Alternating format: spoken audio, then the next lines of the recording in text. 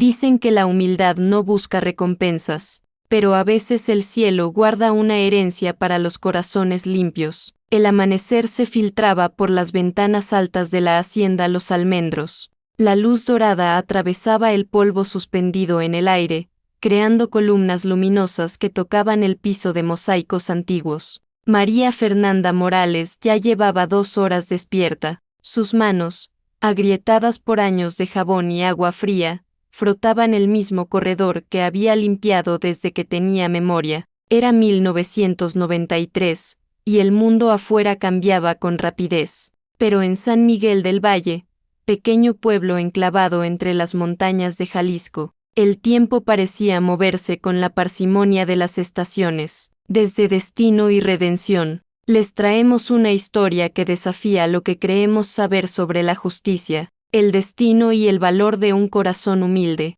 Una historia que ocurrió en el corazón de México hace más de 3 décadas, cuando las haciendas aún guardaban secretos entre sus muros de adobe y los caminos de tierra roja conducían tanto al trabajo como a la esperanza. María tenía 33 años, aunque su rostro mostraba las huellas de una vida que había exigido más de lo que cualquier mujer debería dar. Su piel morena estaba curtida por el sol que entraba cada mañana por esas mismas ventanas, y sus ojos café oscuro guardaban una mezcla de resignación y ternura que pocos se detenían a notar. Vestía siempre de forma simple, una falda larga de algodón gastado, una blusa blanca que lavaba cada noche y dejaba secar bajo las estrellas, y un delantal azul desteñido que había pertenecido a su madre. La hacienda Los Almendros era una construcción señorial que databa de finales del siglo XIX. Sus muros gruesos de piedra volcánica habían resistido revoluciones,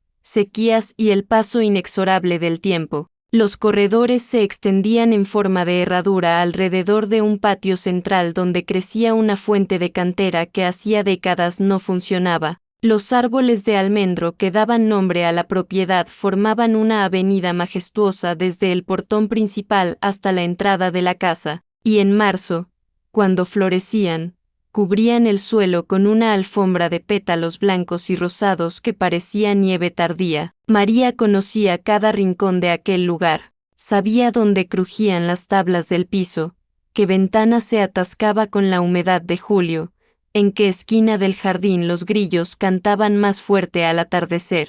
Había llegado allí cuando apenas tenía 8 años, de la mano de su padre, un hombre silencioso llamado Tomás Morales que trabajaba como capataz de la hacienda. Él murió cuando ella cumplió 12 años, un infarto súbito mientras supervisaba la cosecha de maíz en los campos del norte. Después de eso, María simplemente se quedó. No tenía otro lugar a donde ir.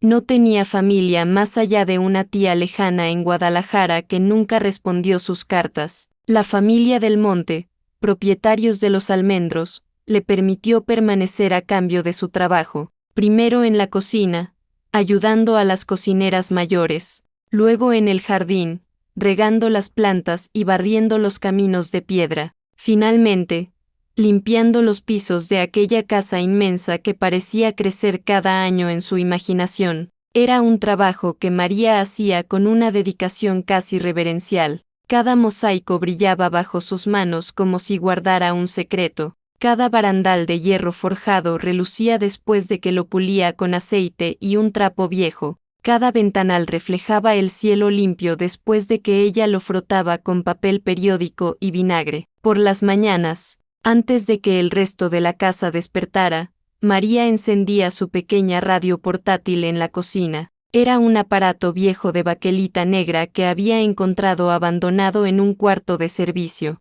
Lo había reparado con paciencia, soldando cables que un trabajador del pueblo le enseñó a conectar. De ese radio brotaban las canciones de Juan Gabriel y Vicente Fernández, las noticias del país que le parecían remotas e incomprensibles, y los anuncios de productos que nunca podría comprar, pero le hacía compañía. Le recordaba que existía un mundo más allá de aquellos muros, aunque ella rara vez saliera a explorarlo. Su rutina era invariable. Se levantaba a las 5 de la mañana, cuando el cielo aún tenía ese color índigo profundo que precede al alba. Se lavaba la cara con el agua helada del lavadero exterior, agua que en invierno hacía que sus dedos se entumecieran. Rezaba una oración breve, aprendida de su madre, pidiendo fuerza para el día. Preparaba un café aguado en una olla de peltre y comía un pan dulce que guardaba de la tarde anterior. Luego comenzaba a trabajar. Primero, el corredor principal, de rodillas, con un cepillo de cerdas duras y una cubeta de agua jabonosa que despedía aroma a pino. Después, las habitaciones del ala este, donde dormían los del monte cuando visitaban la hacienda los fines de semana. Luego, el salón principal con su piano de cola que nadie tocaba ya, sus vitrinas llenas de porcelana china, sus fotografías amarillentas de antepasados que miraban desde marcos dorados. Más tarde, las escaleras de madera que conducían al segundo piso, contando cada escalón, 24 en total, mientras sus rodillas protestaban con cada movimiento. Para el mediodía, cuando el sol caía vertical y despiadado sobre el patio, María se tomaba un descanso. Se sentaba en el borde de la fuente seca, bajo la sombra escasa de un laurel, y comía lo que hubiera preparado la noche anterior,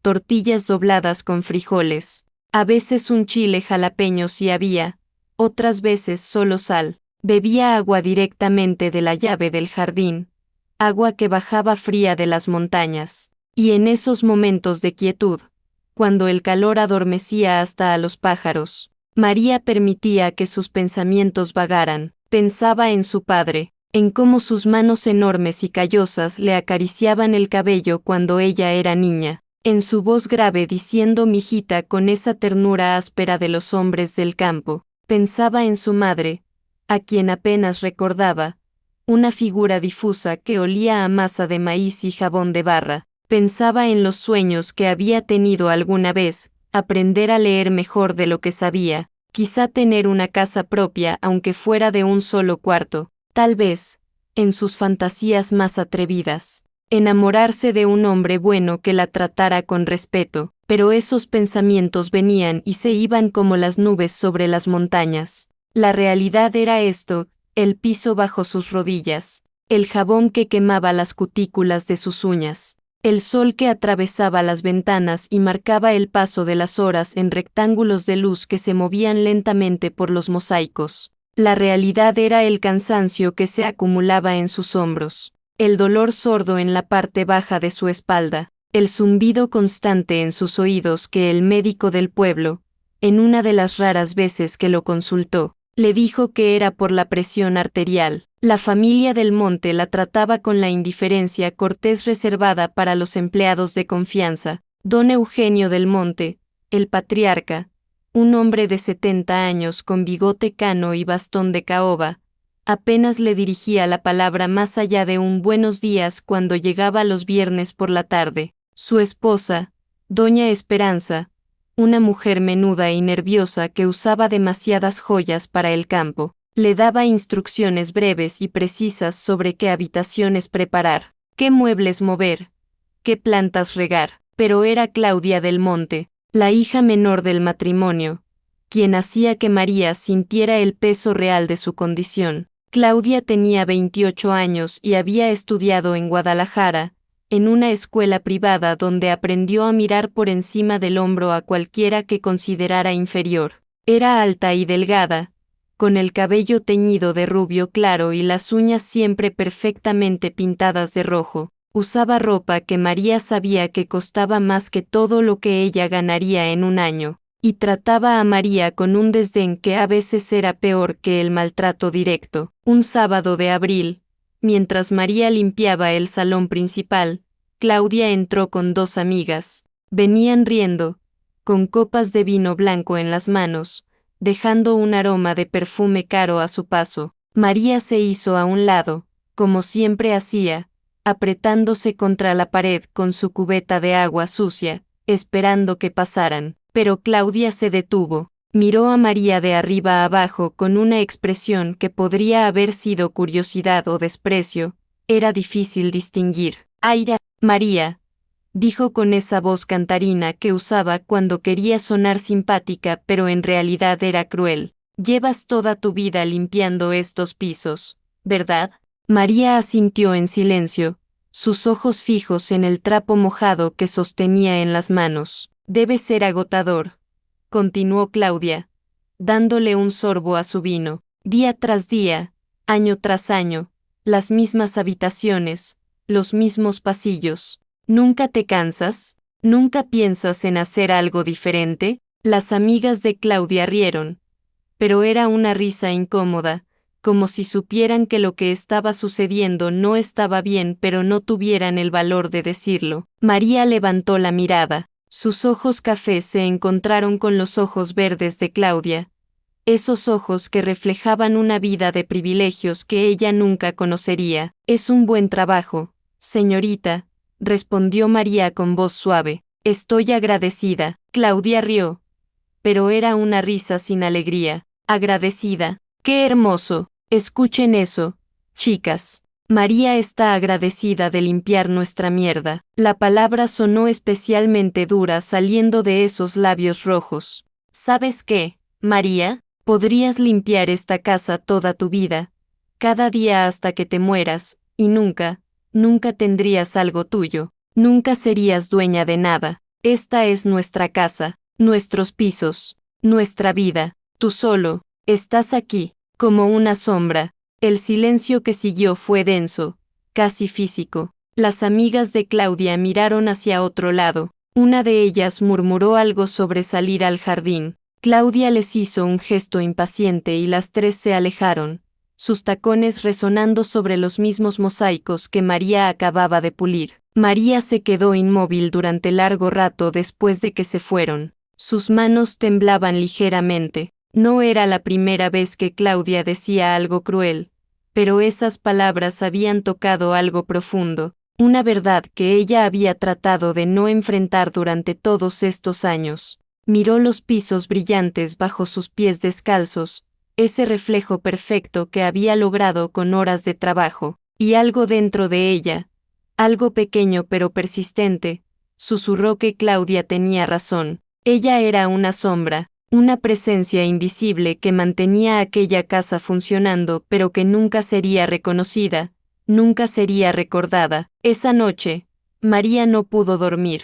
Su cuarto, una habitación pequeña en la parte trasera de la hacienda que había sido un depósito de granos, se sentía más estrecha que nunca. La cama era un catre de metal con un colchón delgado que había conocido tiempos mejores. Una cortina desteñida separaba su área de dormir de un rincón donde guardaba sus pocas pertenencias, 2 mudas de ropa, un rosario que había sido de su madre, una fotografía borrosa de su padre con el sombrero ladeado, una caja de lata donde guardaba los pesos que lograba ahorrar. Se sentó en el borde de la cama y miró por la única ventana de su cuarto. La luna, casi llena, iluminaba los campos que se extendían más allá de la hacienda, campos de maíz que su padre había supervisado, campos donde ella había jugado de niña, corriendo entre las plantas altas, persiguiendo mariposas amarillas, creyendo que el mundo era infinito y generoso. Papá, susurró al aire vacío. ¿Esto es todo lo que habrá para mí? ¿Limpiar pisos hasta que mis manos ya no puedan sostener un trapo? ¿Vivir en este cuarto hasta que me muera sola y nadie se dé cuenta? No hubo respuesta, por supuesto, solo el canto de los grillos afuera y el ladrido lejano de un perro, pero en esa oscuridad, María tomó una decisión silenciosa. Aunque su vida fuera así, aunque nunca tuviera nada propio, seguiría haciendo su trabajo con dignidad, no por los del monte, no por reconocimiento, sino porque era lo único que sabía hacer, y lo haría bien. Habría dignidad en eso, se dijo, habría honor en el trabajo bien hecho, aunque nadie más lo viera. Los meses pasaron. El verano llegó con su calor sofocante que hacía que el aire vibrara sobre la tierra. María seguía su rutina con la precisión de un reloj. Los del monte iban y venían. A veces se quedaban semanas enteras. Otras veces la hacienda permanecía vacía durante meses y María era la única habitante humana entre aquellas paredes antiguas. compartiendo el espacio con los ratones que corrían por las vigas y los murciélagos que anidaban en el campanario. Fue en septiembre de ese año, cuando las lluvias comenzaban a ceder y los almendros preparaban sus flores para la siguiente primavera, que un automóvil desconocido se detuvo frente a la hacienda. Era un Chevrolet azul oscuro, cubierto de polvo del camino, con placas de Guadalajara. Del auto descendió un hombre mayor, de unos 65 años, con el cabello completamente blanco peinado hacia atrás, gafas de montura dorada y un traje de lino arrugado que sugería un viaje largo. María estaba barriendo la entrada cuando el hombre se acercó. Él se detuvo bajo la sombra de los almendros y la observó por un momento antes de hablar. «Buenos días», dijo con una voz educada pero cansada. «Busco a la familia del monte. ¿Están en casa?» María dejó la escoba recargada contra la pared.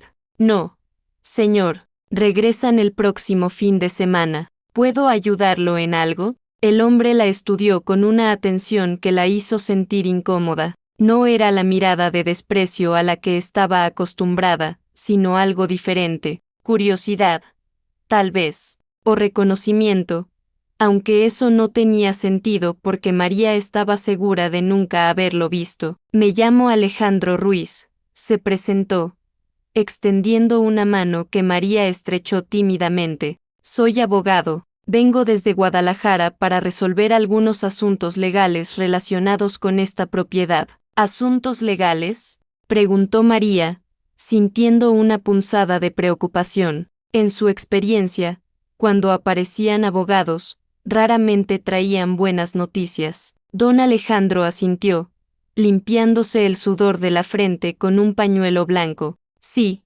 relacionados con un testamento antiguo, pero no se preocupe, no es nada que deba alarmarla. ¿Hay algún lugar donde pueda esperar? El viaje fue largo y me vendría bien un vaso de agua». María lo condujo al corredor principal y le ofreció sentarse en una de las sillas de madera que daban al patio. Le trajo agua fresca en un vaso de vidrio, agua que acababa de sacar del pozo. Don Alejandro bebió con evidente alivio. «¿Usted trabaja aquí?», preguntó él, señalando con un gesto vago la casa a su alrededor. «Sí, señor, desde hace muchos años». «¿Y cómo se llama?». «María Fernanda Morales, señor». Algo cambió en el rostro de don Alejandro cuando escuchó ese nombre. Sus ojos se agrandaron ligeramente detrás de sus gafas. Abrió la boca como para decir algo.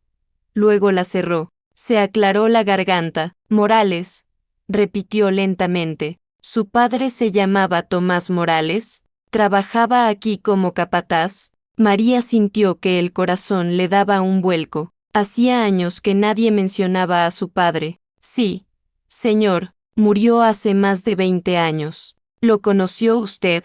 Don Alejandro no respondió de inmediato. Se quitó las gafas y las limpió con el borde de su camisa, aunque no parecían sucias. Era un gesto para ganar tiempo.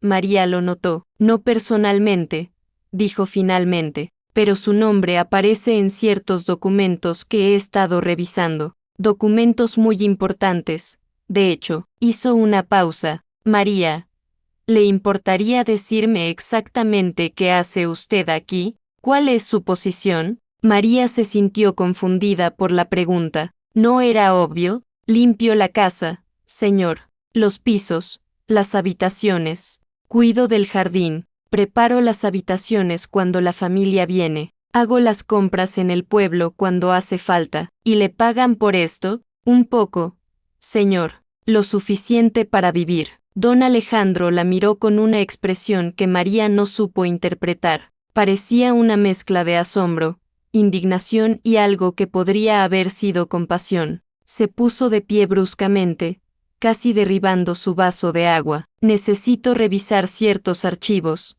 dijo con urgencia. «¿Sabe usted si hay un estudio en esta casa? ¿Una oficina donde guardaran documentos antiguos?». María asintió. «Sí, señor, en el ala oeste.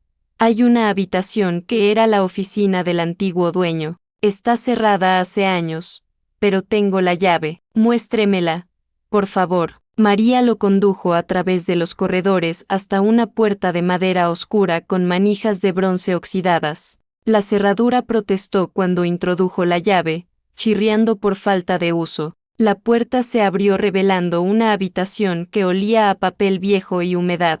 Había un escritorio macizo de nogal cubierto de polvo, estantes repletos de libros con los lomos desteñidos, archiveros metálicos y en las paredes, mapas amarillentos que mostraban la distribución de los terrenos de la hacienda en diferentes épocas. Don Alejandro entró con reverencia, como si estuviera entrando a una iglesia. Sus ojos recorrieron la habitación, deteniéndose en los archiveros. ¿Podría dejarme solo aquí por unas horas?, preguntó. Hay algo que necesito verificar. Es sumamente importante. María titubeó. No estaba segura de si debía permitirle a un extraño acceso a los archivos privados de los Del Monte, pero había algo en la seriedad de este hombre, en la urgencia de su voz, que le decía que era importante. Además, él era abogado. Seguramente tenía derecho legal de estar aquí. Claro, señor. Si necesita algo,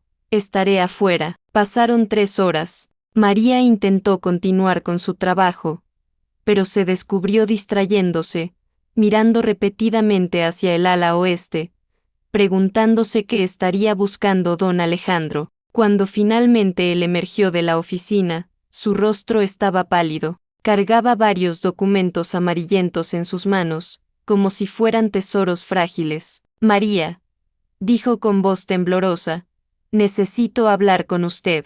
Es muy importante. ¿Podría sentarse? La seriedad en su tono asustó a María. Se sentó en el borde de una silla, con las manos entrelazadas en su regazo, preparándose mentalmente para malas noticias. Tal vez la hacienda se vendería. Tal vez tendría que irse. Tal vez. He encontrado algo extraordinario, comenzó don Alejandro, sentándose frente a ella. Algo que cambiará su vida completamente. Respiró profundo. María, en estos archivos encontré el testamento original del verdadero propietario de esta hacienda, un hombre llamado don Vicente Álvarez, que murió en 1971. Era un hombre sin herederos directos, pero en su testamento dejó instrucciones muy específicas. María escuchaba sin comprender realmente. ¿Qué tenía que ver ella con testamentos antiguos? Don Alejandro continuó,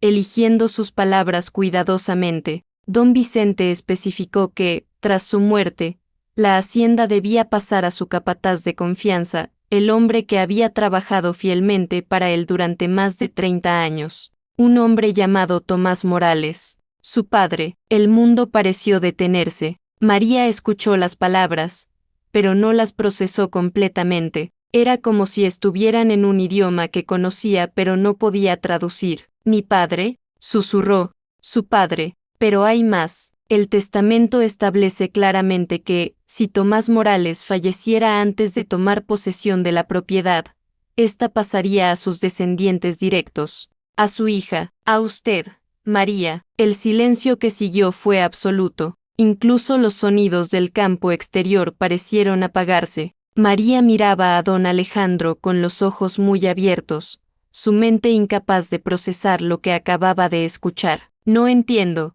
dijo finalmente, su voz apenas audible. Don Alejandro se inclinó hacia adelante. Lo que le estoy diciendo es que esta hacienda, esta casa donde usted ha trabajado toda su vida limpiando pisos, no pertenece legalmente a la familia Del Monte. Nunca les perteneció. Debería haber pasado a manos de su padre hace más de 20 años. Y como él falleció, le pertenece a usted. Usted es la dueña legítima de los almendros, María. Las palabras flotaban en el aire como polvo iluminado por el sol, reales pero intangibles. María sintió que la habitación giraba. Sus manos comenzaron a temblar. Intentó hablar pero no pudo. Las lágrimas llegaron primero, brotando de sus ojos sin previo aviso, rodando por sus mejillas curtidas. No puede ser, logró decir entre sollozos. Debe haber un error. Yo solo soy, es la dueña, repitió don Alejandro con firmeza pero gentileza. Y tengo aquí los documentos que lo prueban: el testamento original firmado ante notario, el certificado de defunción de su padre, su acta de nacimiento que lo identifica como su hija. Todo está en orden, María, todo es legal. Pero María sacudía la cabeza, incapaz de aceptar lo que escuchaba. ¿Por qué? ¿Por qué nadie me dijo nada? ¿Por qué he estado limpiando estos pisos como una empleada así? Porque alguien ocultó el testamento, respondió don Alejandro, y ahora había ira contenida en su voz. Alguien se aseguró de que nunca fuera ejecutado. Sospecho que cuando don Vicente murió, ciertas personas con intereses en esta propiedad, posiblemente los del monte que ya administraban partes de la hacienda, simplemente decidieron ignorar sus últimas voluntades. Su padre, siendo un hombre humilde y probablemente sin educación legal, nunca supo que tenía derecho a esta tierra, y cuando él murió, usted era una niña, no había nadie que abogara por usted. María se cubrió el rostro con las manos. Su cuerpo entero temblaba. 20 años, más de 2 décadas limpiando pisos que le pertenecían, durmiendo en un cuarto de servicio cuando toda la casa era suya, soportando la condescendencia, el desprecio, las palabras crueles de Claudia, cuando ella era la verdadera dueña. La injusticia de todo aquello era tan inmensa que no podía contenerla. Era como si todas las humillaciones, todos los silencios, todos los dolores acumulados explotaran en su pecho al mismo tiempo. Don Alejandro le dio tiempo, esperó pacientemente mientras María lloraba, sin intentar consolarla con palabras vacías. Entendía que lo que estaba presenciando no era simple tristeza, era el colapso de una realidad entera y el nacimiento doloroso de otra nueva. Finalmente, después de lo que pareció una eternidad, María levantó la vista. Sus ojos estaban rojos e hinchados, pero había algo diferente en ellos, una chispa de algo que no había estado ahí antes. ¿Qué debo hacer?, preguntó. Don Alejandro sonrió por primera vez desde que había llegado. Debe permitirme representarla legalmente. Presentaremos estos documentos ante el juez del distrito. Habrá un proceso, por supuesto. Los del monte lucharán, contratarán a sus propios abogados. Intentarán desacreditar el testamento. Pero María, yo llevo 40 años ejerciendo el derecho. He visto muchos casos, y le digo con absoluta certeza que este es sólido. La ley está de su lado. María asintió lentamente. Parte de ella seguía sin creer que esto estuviera sucediendo. Otra parte, una parte que había permanecido dormida durante todos estos años, comenzaba a despertar. Los del monte han sido buenos conmigo, en cierta forma, dijo con voz suave. Me dieron un lugar donde vivir cuando no tenía nada. Le dieron lo que ya era suyo, corrigió don Alejandro con gentileza pero firmeza, y la hicieron trabajar por ello como si fuera caridad, cuando en realidad era su derecho. Esa noche, después de que don Alejandro partiera con promesas de regresar pronto con los papeles necesarios, María caminó sola por la hacienda. Era algo que raramente hacía, recorrer estos espacios sin un propósito específico de trabajo. Caminó por el corredor principal, sus pies descalzos silenciosos sobre los mosaicos que conocía de memoria. Subió las escaleras lentamente, tocando el barandal de hierro forjado que había pulido 1000 veces. Entró al salón principal donde el piano dormía bajo su cubierta de tela. Se detuvo frente a una ventana que daba al jardín posterior. La luna, ahora menguante, iluminaba los almendros que su padre había cuidado. Recordó una tarde cuando ella tenía 7 años, antes de que él muriera. Estaban sentados bajo uno de esos árboles, comiendo mango con sal y chile, y él le había dicho: mira bien estos árboles, mijita, los planté yo cuando apenas empecé a trabajar aquí. Don Vicente me dijo que si cuidaba bien la tierra cuidaría de nosotros. Era un buen hombre, ese señor, un hombre justo. En ese momento, esas palabras no habían significado mucho para María, eran simplemente las palabras de un padre a su hija en una tarde soleada, pero ahora, reverberaban con un significado profundo. Don Vicente había sido justo,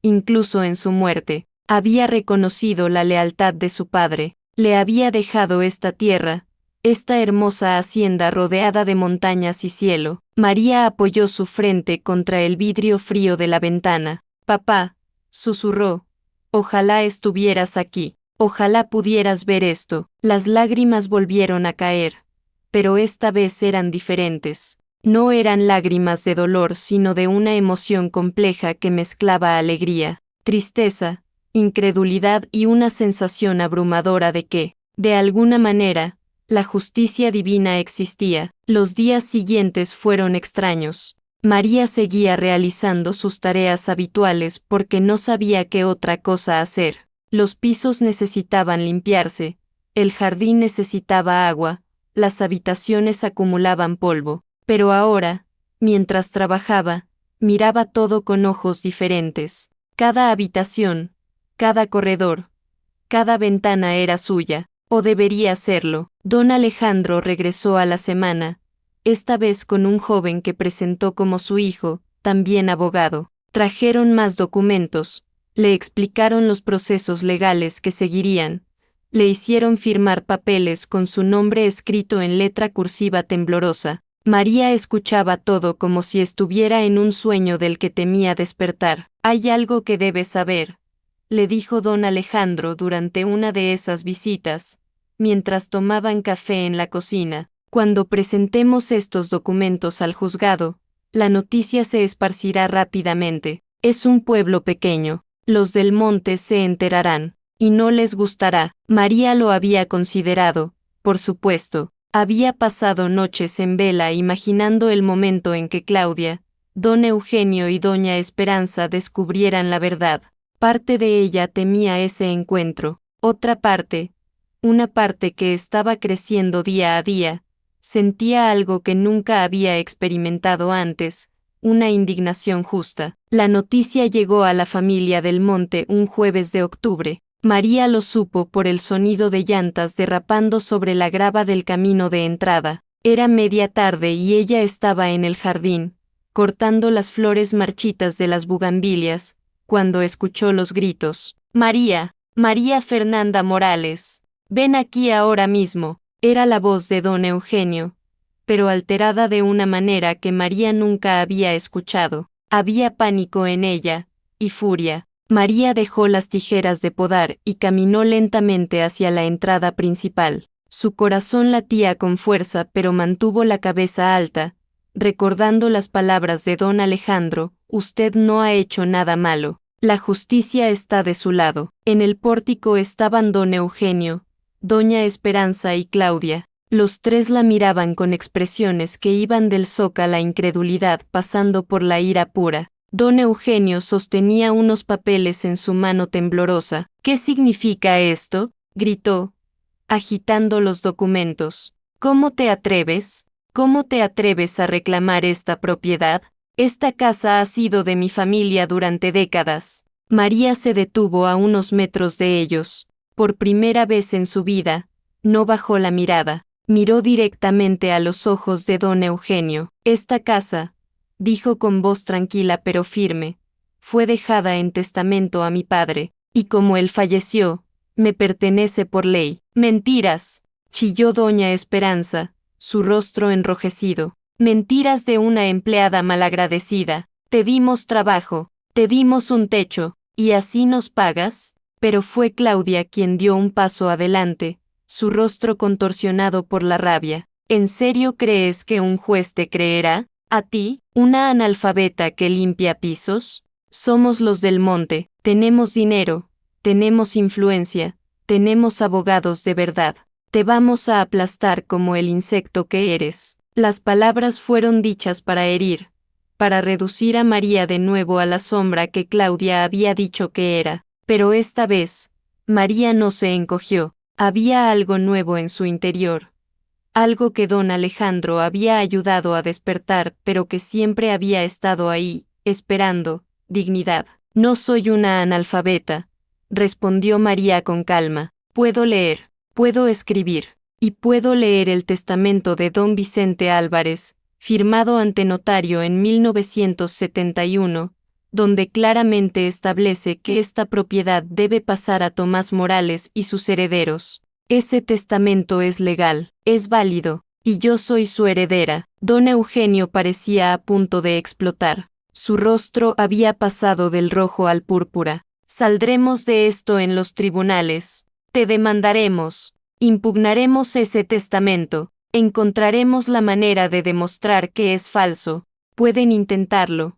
Intervino una voz desde atrás de María. Era don Alejandro, que acababa de llegar con su hijo. Había escuchado los gritos desde el camino, pero les advierto que el caso es sólido. El testamento está debidamente certificado. Hay múltiples testigos de la época que aún viven y pueden corroborar la relación entre don Vicente y Tomás Morales. La cadena de custodia de los documentos está clara. No hay nada que impugnar. Los del Monte miraron al abogado con odio. Don Eugenio abrió la boca para responder, pero don Alejandro levantó una mano. Les sugiero que contraten a sus propios asesores legales y revisen los hechos. Cuando lo hagan, descubrirán que les estoy diciendo la verdad.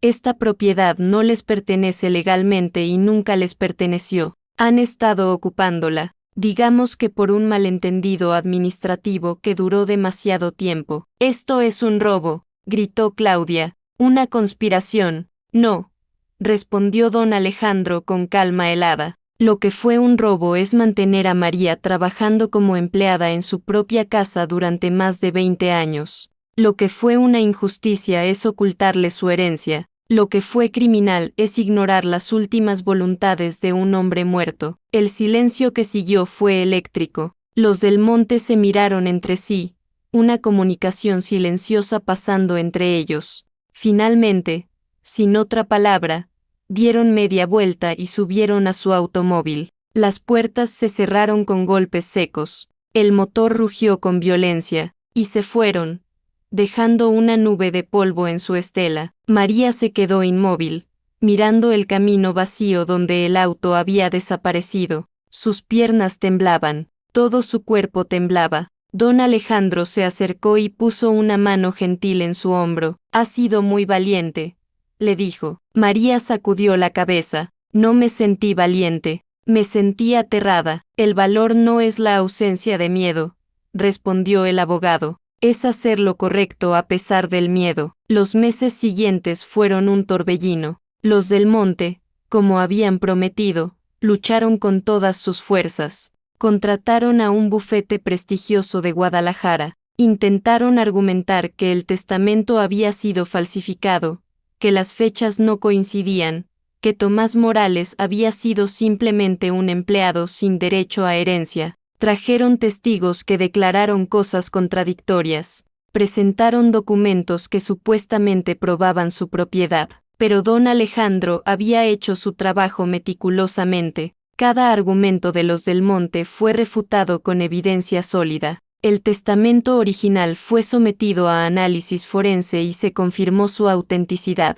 Varios ancianos del pueblo, que habían trabajado en la hacienda durante los tiempos de don Vicente, testificaron que era bien sabido que el patrón consideraba a Tomás Morales más que un empleado, casi como un hijo adoptivo. Uno de estos testigos fue don Martín, un hombre de 82 años que había sido vaquero en Los Almendros. Con voz temblorosa pero firme, contó ante el juez, don Vicente no tenía familia propia, su esposa había muerto joven, sin darle hijos. Tomás llegó a trabajar para él cuando era apenas un muchacho. Don Vicente lo formó, le enseñó a leer y escribir, lo hizo su mano derecha. Yo los vi juntos miles de veces. Eran como padre e hijo. Todos sabíamos que don Vicente quería dejarle la hacienda. Lo decía abiertamente. Decía Tomás se ha ganado esta tierra con su lealtad y su trabajo honrado. Ese testimonio, y otros similares,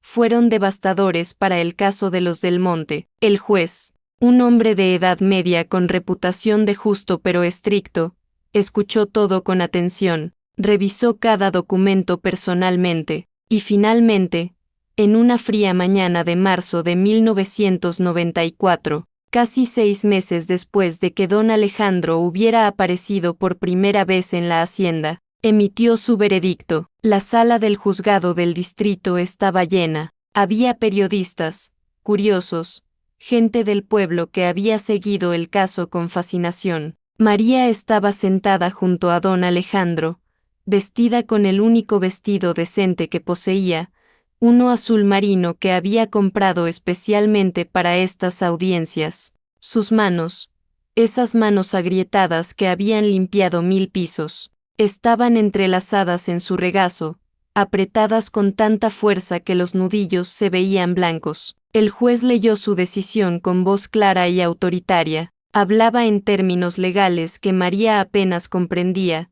pero don Alejandro le había explicado de antemano lo que buscar.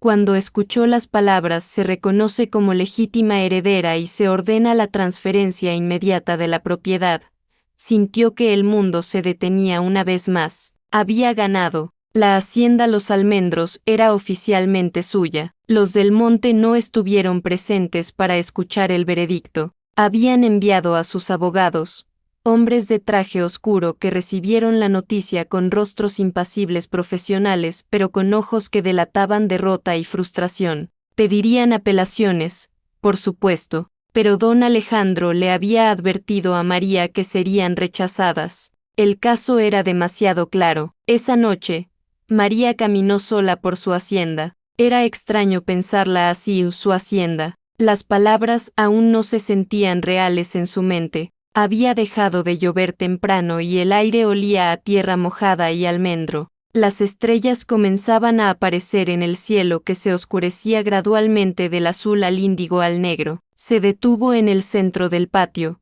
junto a la fuente seca que había mirado miles de veces. Se arrodilló, no para limpiar esta vez, sino simplemente para tocar los mosaicos con sus manos. Eran los mismos mosaicos de siempre, fríos, lisos, con pequeñas imperfecciones que sus dedos conocían de memoria, pero ahora significaban algo diferente. Eran suyos, no porque los hubiera limpiado, sino porque la ley, la justicia, la voluntad de un hombre bueno que había muerto hace décadas, así lo había dictado. Las lágrimas vinieron nuevamente, pero esta vez las dejó caer sin vergüenza. Mojaron los mosaicos, mezclándose con el agua de la lluvia que aún brillaba en las depresiones del suelo, y mientras lloraba, María sintió algo que no había experimentado en toda su vida: libertad. Los días siguientes trajeron cambios. Don Alejandro le ayudó a abrir una cuenta bancaria, la primera que María había tenido. Le explicó cómo funcionaban las finanzas de la hacienda, los terrenos que se rentaban a agricultores locales, los ingresos que generaban. Resultó que Los Almendros no era solo una casa hermosa, sino una propiedad productiva que, bien administrada, podía proporcionar un ingreso cómodo. No tiene que preocuparse por dinero nunca más, le dijo don Alejandro con una sonrisa. Puede vivir con dignidad, como siempre debió ser. Pero María descubrió que la riqueza material no era lo que más valoraba de su nueva situación. Era algo más sutil, más profundo, era el respeto. Las personas del pueblo que antes la habían tratado con la indiferencia reservada para el servicio doméstico, ahora la saludaban en la calle, le decían Doña María, le pedían su opinión sobre asuntos del pueblo,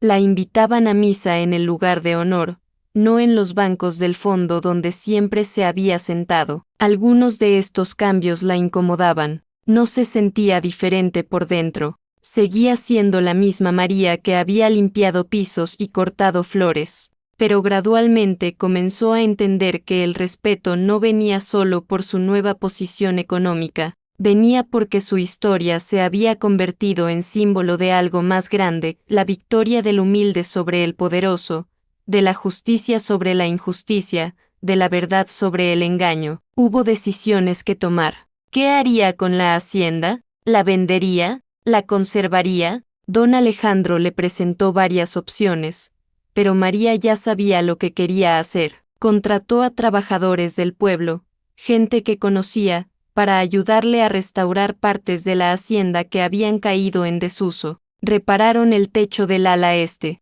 Restauraron la fuente del patio, y por primera vez en décadas, el agua volvió a fluir de la boca del león de piedra en el centro, cayendo en la pila con un sonido musical que llenaba el espacio de vida. Pintaron las paredes exteriores del color crema original. Podaron los almendros y los jardines hasta que brillaron con la belleza que María siempre había sabido que podían tener. Pero no se mudó al dormitorio principal de la casa, esa habitación enorme con su cama de dosel y su balcón que daba a las montañas. En cambio, renovó su pequeño cuarto en la parte trasera, ampliándolo un poco, añadiendo una ventana más grande, una cama cómoda, una estantería para los libros que ahora comenzaba a comprar. Era su espacio, y no necesitaba más. Decidió también convertir parte de la hacienda en algo útil para el pueblo. El ala oeste, donde había estado la oficina con los archivos, se transformó en una pequeña biblioteca comunitaria. Compró libros, instaló mesas de lectura, abrió las puertas cada tarde para que los niños del pueblo vinieran a estudiar. Era su manera de honrar a su padre, que nunca había tenido mucha educación pero había valorado el conocimiento. Los del monte nunca regresaron a los almendros. María escuchó por rumores del pueblo que habían vendido sus otras propiedades y se habían mudado a Guadalajara permanentemente. Claudia, le dijeron, se había casado con un empresario y vivía en una zona exclusiva de la ciudad. Don Eugenio y doña Esperanza se habían retirado, amargados por la pérdida que consideraban una humillación pública. María no sentía triunfo por su caída. En las noches, cuando el silencio de la hacienda la envolvía, pensaba en Claudia y sus palabras crueles. Entendía ahora que esa crueldad había venido del miedo, miedo a perder el estatus, la posición, las cosas materiales que definían su identidad. María casi sentía lástima por ella. Pasaron los meses. La primavera regresó, y con ella, la floración de los almendros. Una mañana, mientras María caminaba por la avenida de árboles admirando los pétalos que caían como nieve perfumada, vio un automóvil detenerse en la entrada. Su corazón dio un vuelco, temiendo que fueran los del monte regresando con más demandas, más problemas. Pero era don Alejandro. Salió del auto con una sonrisa en el rostro y una carpeta bajo el brazo. Buenos días, doña María, la saludó, usando el título respetuoso que ahora todos empleaban. Don Alejandro, respondió ella con genuino afecto. El abogado se había convertido en algo más que su representante legal. Era un amigo, quizá el primero verdadero que había tenido en su vida adulta. No esperaba su visita. Traigo noticias, dijo él, señalando la carpeta. Las apelaciones de los del monte han sido finalmente rechazadas. El caso está cerrado de manera definitiva. La propiedad es suya sin ninguna duda legal que quede pendiente. María asintió. Era un alivio, aunque en el fondo ya lo había sabido. Gracias por todo. Don Alejandro la miró con una expresión pensativa. ¿Puedo preguntarle algo personal? Por supuesto, es feliz. Después de todo lo que ha pasado, todo lo que ha cambiado, ¿es feliz? María consideró la pregunta cuidadosamente. Miró a su alrededor, los almendros florecidos, la hacienda que ahora era suya, el cielo azul infinito sobre las montañas. Pensó en su vida anterior, en los años de trabajo humilde, en las humillaciones silenciosas, en las noches de soledad. No sé si feliz es la palabra correcta, respondió lentamente. Me siento completa, como si una parte de mí que no sabía que faltaba finalmente hubiera encontrado su lugar. No necesitaba esta casa para ser feliz,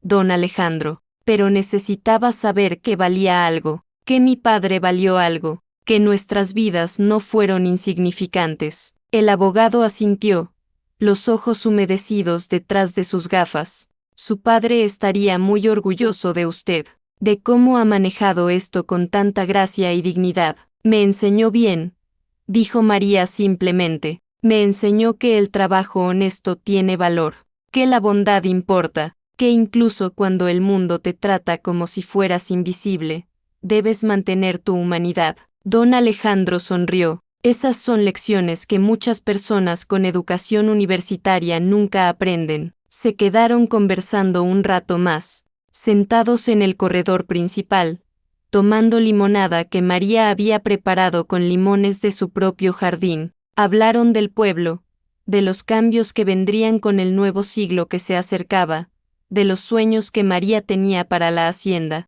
Ella quería abrir más espacio para la comunidad, tal vez organizar clases de oficios para las mujeres jóvenes, dar empleo a más gente del pueblo. No quiero que este lugar sea un monumento a mí, explicó. Quiero que sea útil, que signifique algo para otros más allá de mí. Cuando don Alejandro finalmente se fue, María se quedó sola nuevamente, pero era una soledad diferente a la que había conocido durante tantos años. No era el aislamiento del servicio invisible, era la soledad escogida del que necesita tiempo para procesar, para agradecer, para simplemente ser. Caminó hacia su antiguo cuarto, el que había sido su refugio durante décadas. Aunque ahora tenía toda la hacienda disponible, visitaba ese espacio frecuentemente. Todavía guardaba allí algunas de sus pertenencias, la fotografía de su padre, el rosario de su madre, la caja de lata con sus primeros ahorros. Tomó la fotografía y la estudió a la luz que entraba por la ventana. Su padre miraba a la cámara con expresión seria, como era costumbre en las fotografías de esa época, pero María podía ver la bondad en sus ojos, la fortaleza en la forma de sus hombros. Papá, susurró, don Vicente no te olvidó, y yo no te olvidaré nunca. Los años siguientes trajeron paz a la vida de María. Nunca se casó, aunque hubo pretendientes. Un maestro del pueblo, un comerciante de la ciudad, incluso un agricultor viudo con 3 hijos que necesitaban madre. Pero María había aprendido a valorar su independencia. Había vivido tanto tiempo sin pertenecer a nadie, sin tener voz propia, que ahora que la tenía, no estaba dispuesta a cederla. En cambio, canalizó su energía en proyectos comunitarios. La biblioteca creció, añadiendo más libros, computadoras cuando éstas llegaron al pueblo. Empleó a mujeres del pueblo para ayudar con el mantenimiento de la hacienda, pagándoles salarios justos y tratándolas con el respeto que ella nunca había recibido cuando estaba en su posición. Una tarde de diciembre, casi 5 años después del juicio, María recibió una visita inesperada. Una mujer joven tocó a la puerta principal. Era delgada, con el cabello corto y una expresión de incomodidad evidente en su rostro. Era Claudia del Monte. María la reconoció inmediatamente, aunque el tiempo había dejado sus marcas. Claudia había perdido esa arrogancia brillante que antes la caracterizaba. Se veía cansada, mayor de lo que sus años debieran mostrar. María, dijo Claudia, su voz apenas audible, sé que no tengo derecho a venir aquí, sé que fui terrible contigo, pero necesitaba verte, necesitaba disculparme. María la miró en silencio por un momento largo. Todas las palabras crueles,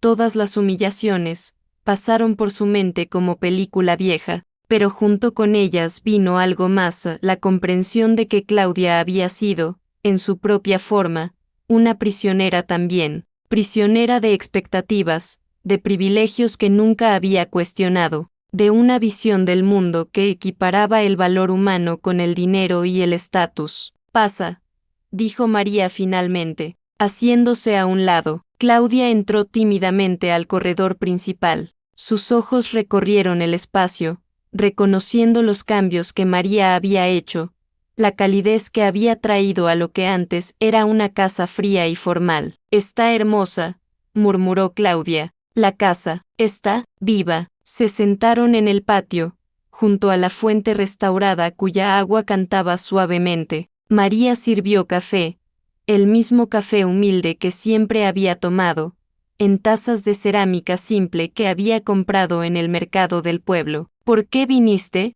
preguntó María, no con dureza sino con curiosidad genuina. Claudia miró su taza, incapaz de sostener la mirada de María. Mi vida se desmoronó después del juicio. Mi padre cayó en depresión. Mi madre se enfermó. Mi matrimonio fracasó porque mi esposo resultó estar más interesado en el dinero de mi familia que en mí. Perdí todo lo que pensaba que me definía. Hizo una pausa, sus manos temblando ligeramente. Y en todo ese dolor, me di cuenta de algo. Tú nunca tuviste nada, y aún así mantenías tu dignidad, tu bondad. Yo lo tenía todo y era miserable, cruel. Tú eras rica de maneras que yo nunca entendí. Las lágrimas comenzaron a caer por las mejillas de Claudia. Lo siento mucho, por todo lo que te dije, todo lo que te hice sentir. No espero que me perdones. Solo necesitaba que supieras que lo siento, y que finalmente entiendo cuán equivocada estaba. María observó a esta mujer que una vez la había herido tan profundamente. Podría haber disfrutado verla sufrir. Podría haberle cerrado la puerta, podría haber dicho que las disculpas llegaban demasiado tarde, pero no era esa la persona que María era. Te perdono, dijo simplemente, y espero que encuentres paz, Claudia. Espero que encuentres lo que realmente importa en esta vida, que no son las casas grandes ni los apellidos importantes, sino la capacidad de amar y ser amado, de hacer el bien donde puedas, de vivir con conciencia tranquila. Claudia la miró con una mezcla de asombro y gratitud que habría sido cómica si no fuera tan genuina. Se quedaron conversando durante horas, y al final, cuando Claudia se fue, había en ella algo diferente, una ligereza que no había estado ahí antes. María la vio alejarse y pensó que quizá, de todas las cosas buenas que habían resultado de su historia, darle a Claudia la oportunidad de redimirse era una de las más importantes. Los almendros florecieron y perdieron sus hojas muchas veces más. María envejeció con gracia, su cabello volviéndose gris, luego blanco, su espalda encorvándose ligeramente bajo el peso de los años. Pero sus ojos mantuvieron esa chispa de vida, esa mezcla de sabiduría y bondad que la caracterizaba. Don Alejandro murió pacíficamente a los 83 años. María asistió a su funeral, llorando por el hombre que había sido instrumento de su justicia, pero más que eso, su amigo, le dejó a ella, en su propio testamento, su biblioteca personal de libros de derecho y una carta que decía simplemente: «Gracias por recordarme porque elegí esta profesión, para ayudar a las personas buenas a obtener justicia». María siguió adelante, vio llegar el nuevo milenio, el año 2000 que tanto se había anticipado. Vio a los niños que habían usado su biblioteca crecer y convertirse en profesionales, maestros, doctores, abogados que volvían al pueblo a servir a su comunidad. Algunos de ellos venían a visitarla, a agradecerle por darles un espacio donde aprender, donde soñar con futuros diferentes. Una tarde, María estaba sentada en el corredor principal, el mismo donde había limpiado pisos durante tantos años. Tenía ya 72 años. Su cuerpo estaba cansado, pero su espíritu permanecía fuerte. Miraba el atardecer pintar las montañas de rosa y naranja cuando un pensamiento cruzó por su mente. Si pudiera regresar en el tiempo, si pudiera hablarle a esa María joven que frotaba pisos de rodillas sin saber que algún día serían suyos, ¿qué le diría? Le diría que cada momento de humillación, cada lágrima secreta, cada vez que mantuvo su dignidad cuando otros intentaban quitársela, no fue en vano. Le diría que el dolor tiene propósito, que la injusticia no es eterna, que el cielo lleva cuentas aunque tarde en saldarlas.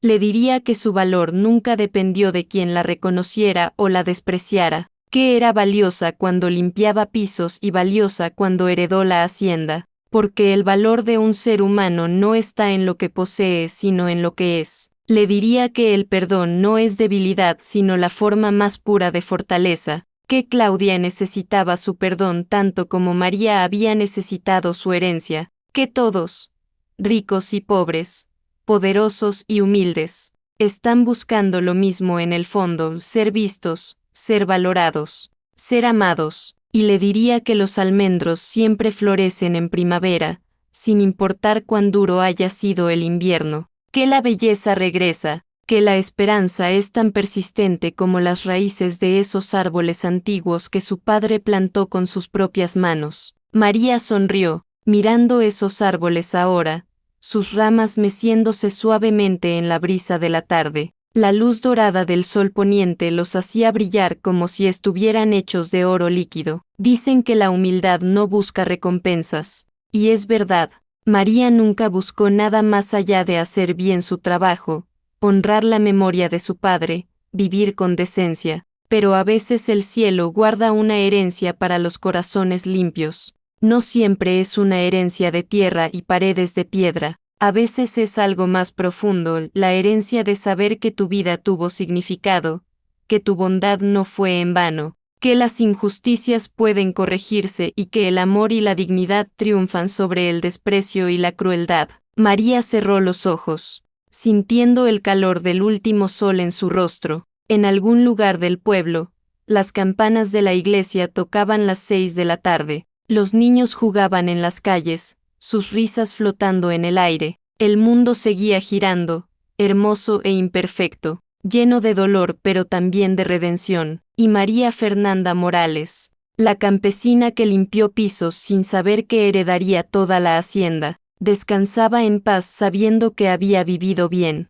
que había perdonado, que había amado, que había sido, en su propia forma silenciosa y poderosa, un testimonio de que la dignidad humana no puede ser limpiada con ningún trapo, no puede ser robada por ningún engaño, no puede ser destruida por ninguna crueldad. Porque a veces el rechazo no es el final, a veces el desprecio no es la última palabra, a veces, cuando todo parece perdido y el mundo te ha reducido a una sombra, el cielo se acuerda de ti, no por lo que tienes, no por lo que sabes, sino por lo que eres. Y María siempre había sido digna, siempre había sido valiosa, siempre había sido dueña de algo más importante que cualquier hacienda, dueña de sí misma, de su bondad intacta, de su corazón que nunca aprendió a odiar. A veces el cielo tarda en entregar lo que es nuestro, pero cuando llega, lo hace en el momento exacto para enseñarnos a perdonar, para mostrarnos que la justicia existe,